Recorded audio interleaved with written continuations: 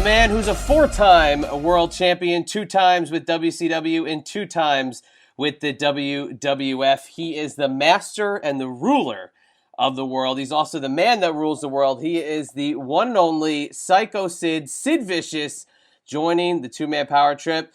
Mr. Vicious, Mr. Psycho Sid, how you doing tonight? Great. How you guys doing tonight? Actually, it was a 5-time world champion. I was world champion one time for like 30 seconds or a minute one time. Maybe 3 minutes. 35 minutes. Hey, we will amend that. It was at the pay-per-view at the Halloween Havoc, me and Sting. I don't really know what happened. I never knew this was coming. They just told me, that I would Sting would come back through the curtains or through the door acting as he'd been hit behind the doorway, and then he'd be still on his head. I roll him up 1, 2, 3, and I'd be the champ. That's what I was told in the dressing room. We got to the spot. Barry Windham, Sting went to the door, came back. It was Barry Windham, rolled him up, and he didn't say anything to me. I got the belt, turned around. Next thing I know, Sting's back in the ring, and the referee says, "Hey, take the Stinger splash." No one ever told me that until that second. Oh, wow. Yeah, that's Halloween Havoc 1990. That's a classic image of Barry Windham dressed up as Sting. Uncanny looking dressed up as Sting that night. Right. And the thing about it is, I still, it's sort of weird because I was, not that it would matter one way or the other, but that's when they only had 4 pay-per-views a year. They told me for 3 months, I was going to be the next world champ, and then that happened, and it just, I don't know. You think he would have told me about that part, Yeah, you'd think. And that's another thing, too, with Halloween Havoc 90. That poster is it's one of those iconic era posters. You two staring at each other, you and Sting. Something about it, I don't know, Sid. When you think back to those days, it's there's just something so special that even a poster can bring a smile to your face and get you thinking of some of those good times. Sure, of course they do. I was looking at a book, the wrestling book. I want to say it was Danny Davis, the referee, and even that was the old WWF territory where you got to see Gorilla Monsoon as a worker. Some other guys like that. It was really cool seeing that, and that's why I like it. Like I said, when I see a poster, I saw one in a book. Had one of the things that has your friends on there. You were in that territory. So when you see those things, that does remind you of the good old times. Yeah, Sid, I just wanted to mention to you also, recently, obviously, with the passing of Mean Gene, just kind of wanted to get your take on your time with Mean Gene Okerlund. It was Gene was, again, I'm sure everyone is, I can't say anything someone probably hasn't already said. Gene was at the top of the, he was just one of the guys you really look forward to doing interviews with. He was, the great of the greatest, it was everything really, Gene was cool, man. Also, just a really good guy, a really smart guy for the business. Someone gave me a little good advice before. Just a really good guy. And I told somebody about it today. And it's not just him. I think Vader and some other Jim Neidhart. It's been a tough year for that going on, Yeah, so many untimely deaths for sure in the wrestling business. So many big names, so many legends. Do you have a great, Mean Gene story of maybe some backstage interaction or maybe even on-air interactions with him?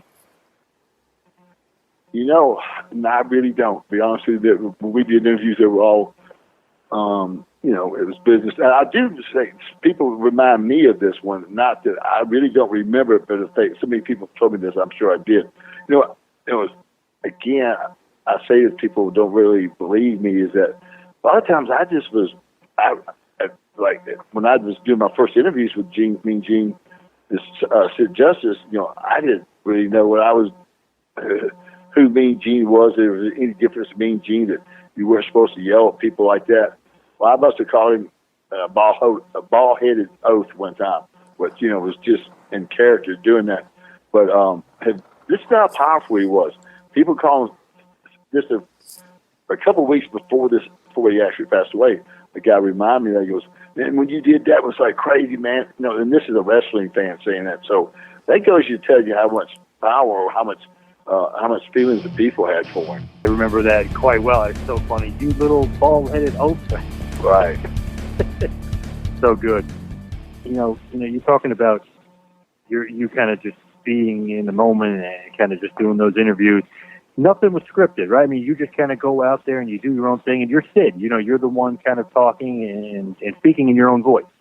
Right. That's what it was. Is they might say sometimes, like if you're doing a live interview for Nitro or Raw or something like that, they might say, "Hey, we want you to hit on this subject," and a lot of times that subject never got hit on with a lot of people, and probably myself as well. But then you just went out there and sort of did. Now, I always had a lot of stuff to pull from, things I'm reading and stuff like that, but a lot of times you just have done it so long, you wing it. Now, again, unless, like, I remember one that was really pretty cool, and Vincent did a really cool job of this, and this wasn't your normal interview, but these are really, what I think, one of the coolest interviews I've done. It was all Vince's idea. Well, they put me in the Alamo Dome, an empty arena, to do an interview about the match I'm going to have there with Sean. Now, that was all scripted and pretty much like that. Now, I think I came up with maybe some of the verbiage, but there wasn't a whole lot there, So, but now those are, there would be those as well, but for the most part, they were all, you just winged it.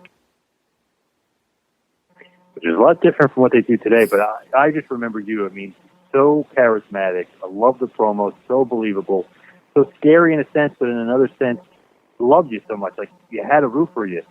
You had all this charisma and stuff, and I remember the great hype to that match, the Royal Rumble, but I remember being at MSG at Survivor Series 96 when you beat HBK, and you were supposed to be the villain. He was supposed to be the good guy, but guess what?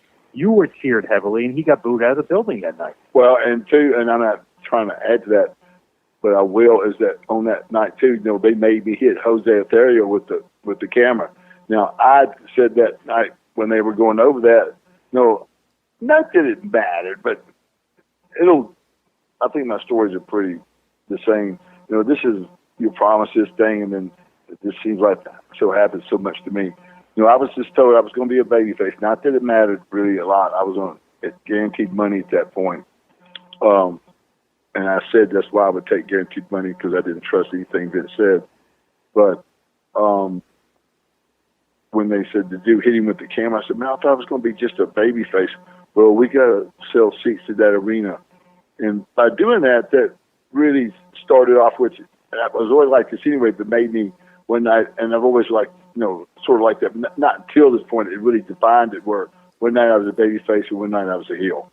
I'd work for the heel one night and the babyface the next night. And I know it was the first to have done that, and we did business everywhere we went. And I know the first to do it and sell tickets doing it. So that did sort of start that off, which it was made for a good run, made for the business to take off. But, I remember that night. Yeah, it was interesting. You weren't really a bad guy, you weren't really a good guy, but you got cheered so much. And I just love that it's MSG. They think that by you hitting them with the camera, maybe you might get booed, and the crowd goes nuts, and they loved it when you won. You were so over. It was unbelievable. I still have great memories of that night.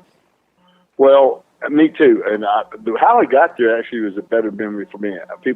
Some people heard the stories that what was happening there was, I was told that we all told that Vader was going to be in that match that night, and I was going to put Vader over in the pay-per-view before it in your house. Vader actually put me over going to that match, but I was supposed to put him over there. But what got me to that was working in Vader in the Madison Square Garden show before SummerSlam is when I think I changed Vince's mind to put me in that match and take Vader out of that.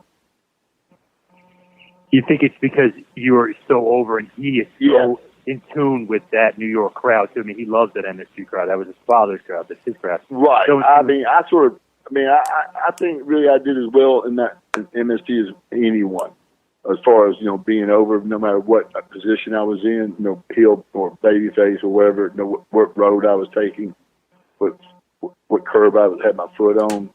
But again, it was, I loved that place, man. You were so over. It was crazy. And I remember when you came out that night, you were fist bumping everybody. And I still just remember you coming out of the entrance because I was pretty close to the ring and stuff. fist bumping everybody. You feel the electricity, you feel the energy. Were you technically the inventor of the fist bump? I think so. I mean, I think the first. You know, it was weird. I did that years ago, and I didn't use it a lot. Was I hit my chest and like go to the camera, and my wife had says, you know, Sidney, you need to do that more often, and I did, and it started getting over. But it started. I think when I see that happen today, I wonder if I did. I don't remember people doing that before then. Some people do it just like I did, you know, like explosion. I don't remember seeing it myself before I did it. I'm not saying I did make it up, but I don't remember really noticing it beforehand. The crowd loved it. The crowd took to it. And I just think it's stuff like, you know, you calling yourself the man. And I see Becky Lynch, who does it on TV now, says she's the man. I think to myself, like, no way, not a chance. There's only one man, and that is Sid. Well, the people made me the man. So, you know, sort of the way the people were the man. I mean, oh, man, it's such great memories. You had such great charisma. You had the look. You know, you had so much athleticism, so much skill for a big man like yourself. Did you take, you know, a lot of pride in the fact that, you know, you weren't necessarily going to be, you know, like the Bret Hart where you're the technician, but the crowd loved everything. If you threw a punch, the crowd loved you. If you pointed, the crowd was with you. Right. No, this is the thing is I really, and as far as technician, and I'm not here to knock Bret. Bret was a great worker, but as far as technician, you would say point more towards someone like Steve Regal or Shawn Michaels, who did a lot of counter, you know, stuff like that. Not saying Bret was not great at that, but Bret was just like pretty much a kicker and a puncher as far as the matches I had with him, you know. But I wasn't technical, but I wasn't, say, different ways. I think in my, you know, I tried to use my mind a little bit in that sport where, you know, I'll give you an example where instead of grabbing a hold all the time, I try to think of a way to grab a hold without grabbing a hold. And I used Scott Hall on this a lot. He was raised Ramon as a babyface in there at MSG. Say, give him a slam or something, and I tell him, just sell, you know, walk, you know, on your hands and knees, just sail away from me. And, you know, the people know that you're going to grab the trapeze or grab a hold or grab the neck or something, and just sort of stalking behind and just stopping for a second and just like looking around, look to the left and right. And then next thing you know, the people are like, come on, man, get up, get out of the way, you know. And then that to me was more fun than grabbing the hold. Definitely makes sense, and there's some more psychology there. And that's psychology. And as far as working too, you said, I'm not trying to pick up for myself that I wasn't technical. The thing about working guys is if I can do that, like you said, hold people with just thinking that people think I'm going to grab a hold or pointing the finger or fist pumping, which that wasn't really a big deal. But again, if I could do that and say, be what you think popular, but if I can do that and sell tickets, that's a big deal. And definitely, I mean, and you were such a huge draw for them and so important. Do you like your WWF run or do you like your WCW run more? Because, you know, you've obviously both main eventers. You main event at Starcade. Well, this is the thing. You really can't say you had a run WCW. You know, WCW wasn't known for large crowds and, you know, things like that. It was, you know, just one. So if you ever judge yourself about if you were able to, you know, sell tickets or, you know, make people come out to ring, it could only been the WWF, and that's what place it. You could really judge yourself because one is that you knew everything, what was going on. Like you knew that what Vince used to refer to the machine was behind you. I mean, you had the PR, you had the strong TV, you had the creative team, all the things, a million things. You know, and if you were in that spot and all those pieces of the machine was working for you, you could actually see it unfold in front of you. And you cannot replace that with anything else but that. You know what I mean? Mm-hmm. Yep, absolutely. And I was going to say, not many people have main evented not only Starcade, which was WCW's big show, and WrestleMania, which obviously is the show of shows. And you were able to do that. So, I mean, obviously, those both companies had a lot of faith in Sid as well. Right, I think so, too. I mean, of course, after pretty much my first run of Sid Vicious, I think my credibility was there the rest of my career. And I think that's sort of what sets me different. I think what you're looking for is that right there is that really, man, from after really skyscrapers from that moment on. And as far as the two main territories, I was pretty much a main event or semi-main event most of the time.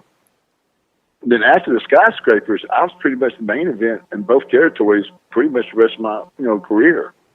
I'd say 90% of the time. And that's what stands out to me, that I was able to do that. You see a lot of people coming to get one run for 2 years or something like that. Like Austin had one run. I mean, he really had that run after I created some momentum there, wearing pretty much the same stuff I wore. But for me, I had runs in WCW skyscrapers. I had to run a Sid Vicious as singles, and then went to WWF, had to run a Sid Justice, and came back here. WCW had another run of Sid Vicious on top. Then went back at Sid Psycho Sid, had to run on top. And then another run, actually two, I took a year off, come back at Sid Psycho Sid as separate, different spelling, and that's the truth. It went from P-H-Y-S-C-H-O to S-Y-C-H-O. It went from two different Psycho Sid names with two different runs on top, and then come back and Sid Vicious with a run on top. I think that's pretty hard to duplicate. I 100% totally agree. And I even love when you threw in when you had that undefeated streak in WCW, when you threw in not only were you the man, you were the Millennium Man. I love that as well. That's the thing, that's Eric. That's, guys, I'm not being rude to you, someone was silly saying that. That's a wrestling deal. Meaning the run is I came in, again, after all these other runs, and I still was on top, not just the world belt, but, with the Goldberg thing, that was more important than the belt. So, again, I come in again, with a major run. So that's how I determine what a person did in this business. Yes. I mean, and when anybody says the name Sid or says the name, Sid Pop and stuff like that, it's always related to you. And then I always find it funny. It's like you go to ECW and the crowd that is just known for chanting ECW isn't chanting ECW, they're chanting Sid, Sid. Well, there you go. I had to run there. Not only was I over there, but I was actually bigger than the company. And I think that's probably the only person they did that for. Yeah. But again, too, I went there and they were having numbers they never saw before. That's what mattered to me. And then the few people that recognized that, understood that, I got that recognition from them. That's what paid off for me. It's like, I know I was part of that. Appreciate it. Thank you very much. Absolutely. Now, as we start to wind it down, Sid, you've had such a crazy, amazing career. So many highs. Like you mentioned, 4 titles, technically 5 world titles. I mean, on top everywhere you went. Like you mentioned, main eventer here and there. Do you have some favorite opponents throughout your career? Is there some favorite matches maybe that stick out above others? I can have a bunch of them, but really, just great people to work with. There's so many guys. I'll go with people think this is crazy, but top 2, because I thought, and a lot of these guys I'm going to say were all workhorses, but Bigelow and Vader were really fun to work with. They were big guys. They actually moved slower than they looked when you're in the ring, but they worked their asses off. And Bigelow was by far maybe one of the, psychology-wise, able to change a match, do a match on the fly better than anyone in our business. I'd say right there with Harley Race as far as, psychology. But as far as everyone I've met in my life, he's maybe the smartest guy in the ring. A little silly outside the ring, in the locker room, just a really sweet guy. But in the ring, he was definitely a general. Then Vader was a hard worker. Shawn Michaels, another, hard worker. It's just so many of them, but it'd be hard to really say. Now, I think I'll go back up, and because it's really WCW, beginning of my career, what really sticks out to me was all those matches I had with Sting across the country. He was a lot of fun to work with, maybe one of the most memorable ones of all the great ones. Love it. Loved your matches with Sting. He's one of the best. Now, you got to realize, too, we having great matches, we probably knew a little bit as we did later on. But it was just a lot of fun with him. He was real giving. Of course, all these other guys I was talking about, too, also what made them really good workers, they were real giving. Shawn was probably the biggest giver. He always came up with spots that made you look better than you were, say, maybe and I never was embarrassed about asking for a spot to get myself over. And he could actually think of spots that were better for me sometimes, or like, wow, man, I appreciate that. You know what I mean? So when you find someone who's giving like that, that makes for a good match. And so all those guys I just mentioned had all those same things in common. And also this, not many guys get to main event WrestleMania against Hulk Hogan or get to main event later on a main event WrestleMania against The Undertaker either. So, I mean, that's a pretty great company that you're in. Yeah, that's something else too. I got to had some really good dance partners through my career. Now, Sid, as we get to wrap it up here, usually we will get right back to Haiti to end the call. But before we wrap it up, what we like to do is we like to look back at your career, and we like to see from your perspective what you think the fans will take from the career of Sid Vicious at the end of the day. Is it, the dominance? Is it the world championships? Is it coming up with some of these amazing catchphrases like Master and the Ruler in the World, 2 men enter, 1 man survive? These great things that you did. What are the fans going to remember about Sid Vicious at the end of the day? Man, I really think all the things that a person does and whatever he or she does in this business, they're all part of their character. Putting all those things together and putting out there the word called credibility. I think that's what I did. I put credibility out there. I wanted the people to believe in that. I think I did that pretty well, if that's what you're asking. For at the end of the day, I think that's what the people saw, that through all the hard work I put into it, and everything I thought I'd try to make it as credible as possible. And doing that, I think that's what I did. What was your? Is that what you're? Yeah, it's basically when we wrap these interviews up, we like to just kind of take a look at what your legacy is going to be in professional wrestling, and I think you summed it up there pretty damn good. Yeah, I think people will say that and say, man, whatever he was doing, and people say to educate the uneducated people, so I see how he did all these things. And even if you're not educated, you're going to see all those things because it's going to be like some of the things you guys said, you just pointed the finger and it meant something.